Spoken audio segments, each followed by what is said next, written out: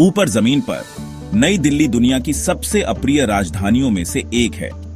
यातायात अराजक है, वायु गुणवत्ता भयानक है और भीड़ भारी है। लेकिन भूमिगत एक अलग कहानी है। दिल्ली मेट्रो की वातानुकूलित दक्षता आपको एक पूरी तरह से अलग शहर में होने का एहसास कराती है। यह समझना आसान है कि अब भारत में हर कोई ऐसा ही सिस्टम क्यों चाहता है। सरकार ने इस महीने घोषणा की कि देश भर में 1000 किलोमीटर 621 मील मेट्रो लाइनों का निर्माण किया गया है।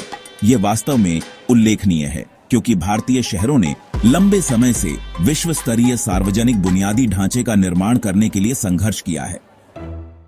लेकिन दिल्ली मेट्रो अब दुनिया की सबसे लंबी मेट्रो में से एक है। केवल मॉस्को, लंदन और न्यूयॉर्क के पास मुख्य भूमि चीन के बाहर बड़े नेटवर्क हैं और 22 अन्य भारतीय शहरों में विभिन्न चरणों में मेट्रो हैं। अधिकारियों का वादा है कि जल्द ही और 1000 किलोमीटर पूरा हो जाएगा।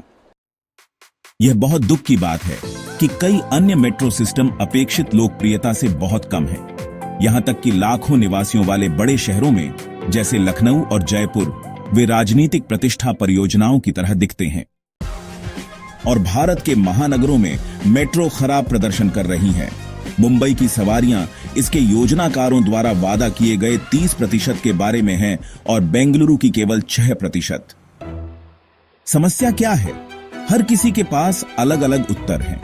संसदीय समिति का तर्क है कि समस्या अंतिम मील कनेक्टिविटी है। यदि आप मेट्रो स्टेशन छोड़ते हैं तो आप बसों या किसी अन्य सार्वजनिक परिवहन से नहीं जुड़ सकते। सरकार के आधिकारिक ऑडिटर का कहना है कि कुछ मेट्रो सिस्टम बहुत जल्द बनाए गए थे। वर्षों या दशकों पहले उनकी आवश्यकता थी। यहां तक कि दिल्ली मेट्रो मेरे अनुभव में स्विच करना मुश्किल है।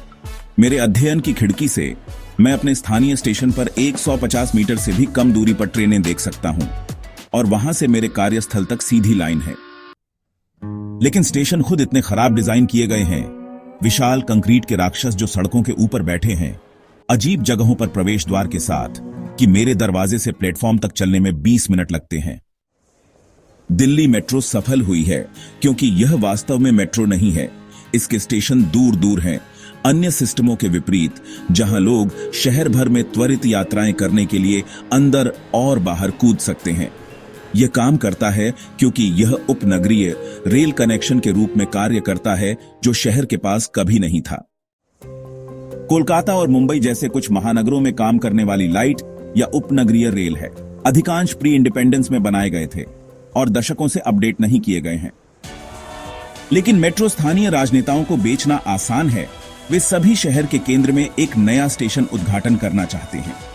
भारत के शहरी विकास बजट का 40% से अधिक मेट्रो पर खर्च किया जा रहा है। यह पैसा नए इलेक्ट्रिक बस नेटवर्क या 3 पहिया वाहनों के लिए चार्जिंग स्टेशनों पर खर्च किया जा सकता है।